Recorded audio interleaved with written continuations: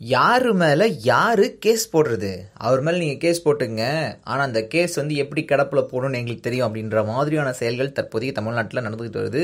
அமைச்சர் காமராஜ் அவர் மேலே குமார் அப்படின்ற ஒருத்தர் 30 லட்சம் மோசடி வழக்கு கொடுத்திருந்தாரு. அந்த ஒரு வழக்கில் எந்த விதமான நடவடிக்கையும் இல்லை அப்படின்றதன் காரணமாக எஃப்ஐஆர் பதிவு பண்ணுங்கன்னு சொல்லி உச்ச நீதிமன்றமே உத்தரவு போட்டுச்சு.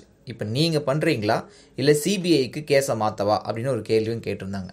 அதனால் என்ன ஆச்சுன்னு பார்த்தீங்கன்னா, நன்னிலம் டிஎஸ்பி அறிவானந்தம் அவர் காமராஜ் மேலே 420 இபிகோ 420 செக்ஷன் கீழே வழக்குகள் பதிவு செஞ்சார். இதை உச்ச நீதிமன்றத்தில் தமிழக அரசு பிரமாண பத்திரமாகவும் தாக்கல் செஞ்சது. இந்த நிலையில் என்ன பண்ணியிருக்காங்க, நன்னிலம் டிஎஸ்பி அறிவானந்தத்தை தேனி மாவட்டத்துக்கு சமூக நீதி மனித உரிமை டிஎஸ்பியாக மாற்றியிருக்காங்க. இன்னும் தெளிவாக சொல்லணும்னா தூக்கி அடிச்சிருக்காங்க அப்படின்னு தான் சொல்லணும். ஏற்கனவே மன்னார்குடி டிஎஸ்பி போஸ்ட் காலியாக இருக்குது, 1 மாதமாக காலியாக இருக்குது. இப்போது நன்னிலம் டிஎஸ்பி போஸ்ட்டும் காலி ஆக்கியிருக்காங்க. மன்னார்குடி டிஎஸ்பி போஸ்ட் காலியாக இருந்ததுனால தான் நன்னிலம் டிஎஸ்பி அந்த ஒரு வழக்கை பதிவு பண்ணார். இப்போ அவரையும் தூக்கி அடிச்சிருப்பதன் காரணமாக வழக்கு கிடப்பில் போடப்பட்டது அப்படின்னு சொல்லி சர்க்கிளில் இருக்கவங்க சொல்லியிருக்காங்க சார். ஸோ கேஸ் பதிவு பண்ணப்பட்டுருச்சு, ரைட்டு, ஆனால் அதை விசாரிக்கிறதுக்கு ஆள் இல்லையே. இதை உச்ச நீதிமன்றம் கவனிக்குமா, என்ன பண்ணுவாங்க ஏது பண்ணுவாங்க அப்படின்றத நம்ம பொறுமையாக தான் சார் பார்த்தாக்கணும்.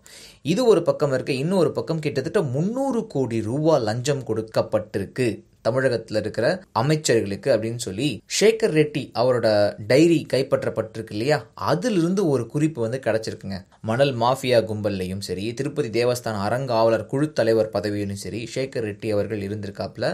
தமிழக அரசோட பல்வேறு கான்ட்ராக்ட்ஸ் அவருக்கு கொடுக்கப்பட்டிருக்கு, டெண்டர்ஸ் அவருக்கு கொடுக்கப்பட்டிருக்கு. அவரோட வீட்டிலேருந்து கிட்டத்தட்ட 138 கோடி ரொக்கம், 157 கிலோ தங்கம் எல்லாமே ஐடி தூக்கிட்டு வந்தாங்க. மூட்டையாக 2000 நோட்டு புதுசு கட்டுக்கிட்டா தூக்கிட்டு வந்தாங்க. ஸோ அந்த வீட்டிலேருந்து கிடைச்ச டைரியில் தான் தற்போதைக்கு 300 கோடி லஞ்ச பணம் கொடுக்கப்பட்டிருக்கு அப்படின்ற விஷயமும் கிடைச்சிருக்கு. யார் யார் வாங்கியிருக்காங்கன்னு தெரிஞ்சிருக்கு. அவங்க மேலே எல்லாமே லஞ்ச ஒழிப்புத்துறை மூலமாக நடவடிக்கை எடுக்கிறதுக்கு தலைமைச் செயலர் கிரிஜா வைத்தியநாதன் வருமான வரித்துறைக்கு லெட்டர் கொடுத்துருக்காங்களாமா. ஸோ எடப்பாடி பழனிசாமி அவர்களோட அரசுக்கு மிகப்பெரிய தலைவலி காத்துக்கிட்டு இருக்கு அப்படின்னு சொல்லி விஷயம் தெரிஞ்சவங்க சொல்கிறாங்க சார். உலகமெங்கும் பரவி இருக்கும் தமிழ் நெஞ்சங்களே, உங்கள் பகுதிகளில் நடக்கும் நிகழ்வுகள், போராட்டங்கள், பிரச்சனைகள், அதிகாரிகளின் அலட்சியத்தால் புறக்கணிக்கப்பட்டுள்ள திட்டங்கள், லஞ்ச புகார்கள் மற்றும் சமூக அவலங்களை இந்த உலகிற்கு வெளிச்சம் போட்டு காட்ட விரும்புகிறீர்களா? உங்கள் செல்போன் மூலமோ அல்லது தங்களிடம் இருக்கும் கேமரா மூலமாகவோ பிரச்சனைகளை வீடியோவாக பதிவு செய்து எங்களுக்கு அனுப்புங்கள். உங்கள் பகுதி பிரச்சனைகளை உலகுக்கு வெளிச்சப்படுத்தி அப்பிரச்சனைகள் நீங்க வழி செய்வதுடன் உங்களுக்குரிய சன்மானத்தையும் வழங்குகிறோம்.